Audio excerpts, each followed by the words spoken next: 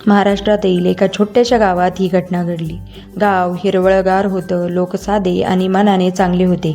पण एक गोष्ट मात्र त्या गावात खोलवर रुजली गेली होती, ती म्हणजे अंधश्रद्धा.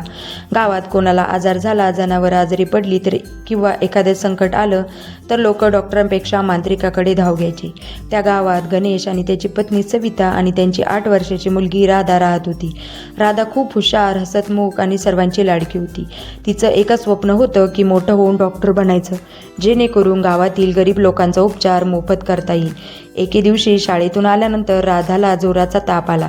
सविताने तिच्या कपाळावर हात ठेवला तर अंग अक्षरशः तापाने फणफणलं होतं.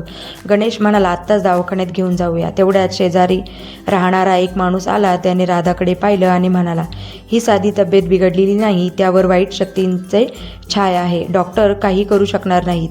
थोड्याच वेळात गावातील आणखी लोक जमा झाले.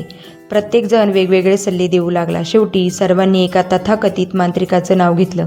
गणेशच्या मनात शंका होती, पण गावकऱ्यांच्या दबावामुळे आणि पत्नीच्या भीतीमुळे तो तयार झाला. रात्री राधाला मांत्रिकाकडे नेण्यात आलं. धूप, राख, मंत्र, लिंबू, मिरच्या आणि विचित्र विधी सुरू झाले. राधा घाबरली होती. ती आईचा हात धरून रडत म्हणाली, आई, मला डॉक्टरांकडे घेऊन चल ना. पण आईच्या मनात भीती होती. तिला वाटलं, जर मांत्रिकाचं ऐकलं नाही तर काहीतरी अनर्थ होईल. 2 दिवस असेच गेले. राधाचा ताप वाढतच गेला. तिला श्वास घेणंही कठीण होऊ लागलं. 3ऱ्या दिवशी गावात आलेल्या एका शिक्षकाने ही घटना ऐकली. त्यांनी गणेशला खडसावलं, तू अजूनही इथेच आहेस? लगेच मुलीला रुग्णालयात घेऊन चल. गणेशने वेळ न दवडता राधाला शहरातील रुग्णालयात नेलं. डॉक्टरने तिला तपासलं आणि गंभीर चेहऱ्याने म्हणाले, तिला गंभीर संसर्ग झाला आहे. जर पहिल्याच दिवशी आणलं असतं तर ती सहज बरी झाली असती. हे ऐकताच गणेश आणि सविता यांच्या पायाखालची जमीन सरकली. काही तास डॉक्टरांनी प्रयत्न केले, पण अखेर राधाने जगाचा निरोप घेतला. रुग्णालयात शांतता पसरली. आई रडत होती. वडील स्वतःलाच दोष देत होते. त्यांनी एकच वाक्य आठवत होतं की आई, मला डॉक्टरांकडे घेऊन चल ना.